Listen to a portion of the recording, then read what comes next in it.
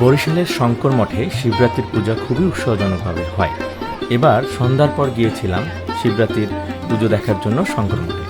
প্রতি বছর এখানে অনেক ভক্ত শিবের পুজো করতে আসেন, তার কোনো ব্যতিক্রম হয়নি। এবারও গিয়ে দেখেছি হাজার হাজার দর্শনার্থী এবং ভক্তবৃন্দ এই পুজো দেখার জন্য এবং পুজো দেওয়ার জন্য সেখানে ভিড় জমিয়েছেন।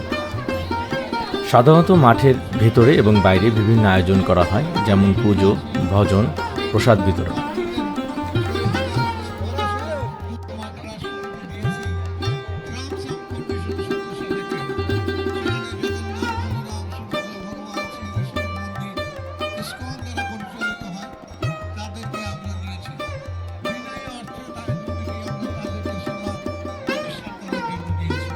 ভিড় ঠেলে মন্দিরের সামনে অনেকটা যেতে পেরেছিলাম, কিন্তু মন্দিরের ভেতরে ঢুকতে পারিনি, প্রচণ্ড ভিড় ছিল।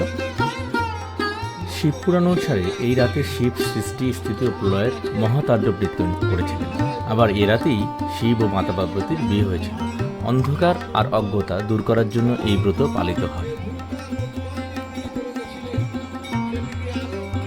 সব ব্রতের মধ্যে শিবরাত্রিকেই শ্রেষ্ঠ ব্রত বলে ধরা হয়। বলা হয় এই ব্রত পালন করলে নারীর সব কামনা পূর্ণ হয়ে যায়। পতি কামনা, পুত্র কামনা, বৈধব্য খণ্ডন ও সাংসারিক মঙ্গল ইত্যাদি ইত্যাদি।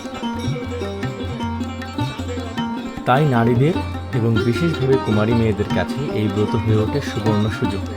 সাধারণভাবে তারা শিবলিঙ্গে জল ঢেলে প্রার্থনা করে শিবের মতো স্বামী। শিবরাত্রির দিনে এই ব্রত শুধু অবিবাহিত মেয়েদেরই নয়, বিবাহিত মেয়েরাও এমনকি ছেলেরাও এই ব্রত করতে পারে। শুধু মহাদেবের মতো স্বামী চেয়ে বড়ই নয়, সাফল্য ও সমৃদ্ধ চেয়েও এই ব্রত করা হয়। শিবরাত্রির ব্রত করলে অশুভ শক্তি থেকে মুক্তি পাওয়া যায়। শিবরাত্রিতে মহামৃত্যুঞ্জয় মন্ত্র পাঠ করলে সমস্ত গ্রহের প্রকোপ থেকে রেহাই মেলে। আয়ু সংকট থেকে বাঁচতেও এই মন্ত্র খুবই কার্যকরী। এছাড়াও এই ব্রতের ব্রত কথা শ্রবণ করলে মহাপুণ্য লাভ করেন শ্রোতা।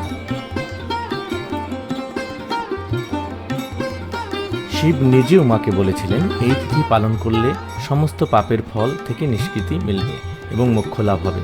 শিবরাত্রির দিনই মহাদেব তাণ্ডব নৃত্য করেছিলেন, আর তারপর থেকেই এই নৃত্য পৃথিবী বিখ্যাত হয়ে যায়।